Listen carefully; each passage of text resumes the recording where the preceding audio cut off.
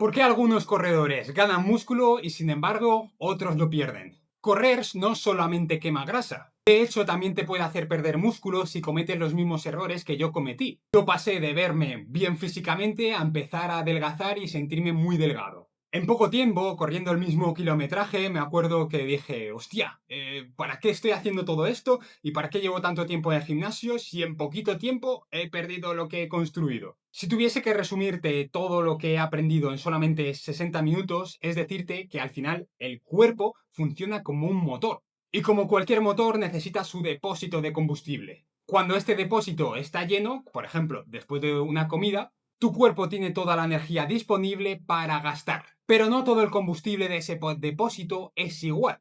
En realidad, tu depósito está dividido en tres partes. La primera fuente de energía que va a utilizar tu cuerpo es el glucógeno, que principalmente viene de los hidratos de carbono, el arroz, la patata, el boniato, la avena. Al final, una fuente de energía rápida y fácilmente disponible. Por eso muchas veces cuando alguien se está desmayando, muchas veces se le da azúcar, porque es una de las formas más rápidas de obtener energía en poco tiempo. Luego tendríamos las grasas como fuente de energía, que al final vamos a utilizarlas todas en función de la intensidad del entrenamiento y la duración de ese entrenamiento. Para que te hagas una idea, vamos a utilizar siempre todas las fuentes de energía, pero en función de la intensidad y del tiempo del entrenamiento, vamos a priorizar unas por encima de otras.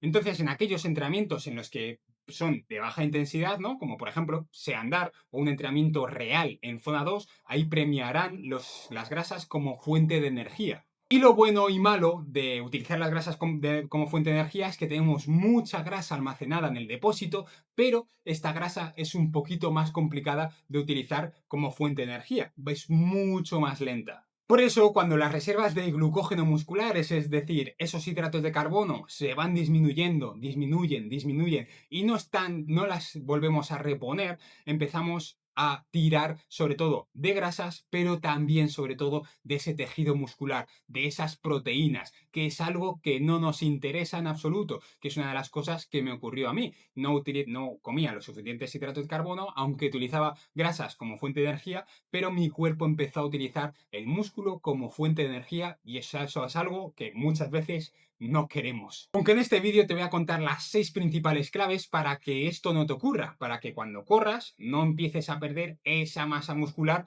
que tanto cuesta construir a lo largo del tiempo. Antes de nada, si no me conoces, soy Sergio Andrés, atleta y entrenador híbrido y llevo muchos años combinando fuerza y carrera, haciendo medias maratones, Hyrox, ¿no? Todo ello mientras gano masa muscular durante ese proceso, ¿no? Y no solamente lo hago conmigo, sino que todos estos años de experiencia y de aprendizaje me han permitido ayudar a cientos de personas a hacer lo mismo, a combinar fuerza y carrera, todo aquello que se dice que no se puede hacer. ¿Cuál es el principal error que no, bueno, el principal no, el error número uno que se comete?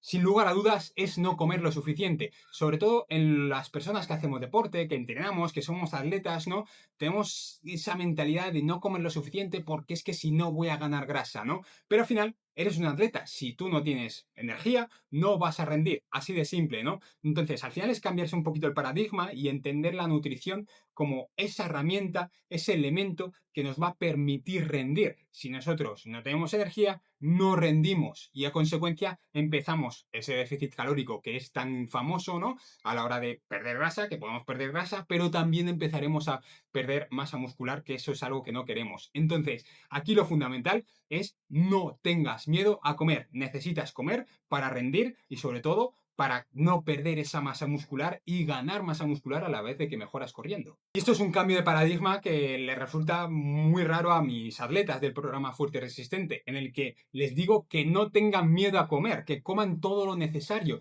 porque cuando comen lo suficiente, rinden a tope entrenando y si rendimos a tope conseguimos muchos mejores resultados. El segundo error es no priorizar los hidratos de carbono. Al final, en la cultura fitness y demás, ¿no? Siempre se ha priorizado la proteína y por supuesto que la proteína es un macronutriente súper importante, ¿no? Para reparar ese daño muscular, esos tejidos y demás, ¿no? Pero al final, si nosotros queremos rendir, si queremos rendimiento, al final es súper importante introducir esos hidratos de carbono, ¿no? Tener ese glucógeno muscular bien a tope. A lo mejor a veces no, porque nos interesa más utilizar las grasas como fuente de energía. Por ejemplo, cuando hagamos un rodaje o una carrera en ayunas, pues a lo mejor ahí nos interesa no utilizar los hidratos de carbono alrededor del entrenamiento para fomentar esa oxidación de grasa, ¿no? Pero de manera general, sí que en prácticamente todos los entrenamientos nos va a interesar hacer una buena carga de hidratos alrededor del entrenamiento, tanto antes como después, ¿no? Antes, para ir a tope con el glucógeno muscular y la glucosa en sangre para rendir ese entrenamiento, y también después del entrenamiento para recuperar todo lo que hemos perdido, ¿no? Entonces, priorizar esos hidratos de carbono por encima incluso de la proteína, que hasta el día de hoy la proteína se le ha dado muchísima importancia y por supuesto que la tiene, pero cuando buscamos ese rendimiento, los hidratos de carbono entran en la ecuación de manera muy importante. El tercer error, entrenar la fuerza como si fueses un culturista. Por favor, muchas veces, bueno, cuando entrenamos como un culturista, la típica rutina de pecho, bíceps, espalda, tríceps, pierna, hombro, ¿no? Entrenar 4, 5, 6 veces a la semana, ¿no? Y al final hacer 20.000 ejercicios, cada uno para una parte del cuerpo, ¿no? Como si fuéramos un puzzle, ¿no? Al final es un cambio de paradigma, ¿no? Empezar a entrenar menos, porque si entrenas tanto es que no vas a tener vida, así de simple, ¿no? Pero al final no buscar terminar siempre agotado o hacer 20.000 ejercicios, no, al final es cambiar un poco la mentalidad y decir, oye, mi objetivo es desarrollar habilidades, mi objetivo es hacerme lo más fuerte posible, ¿no?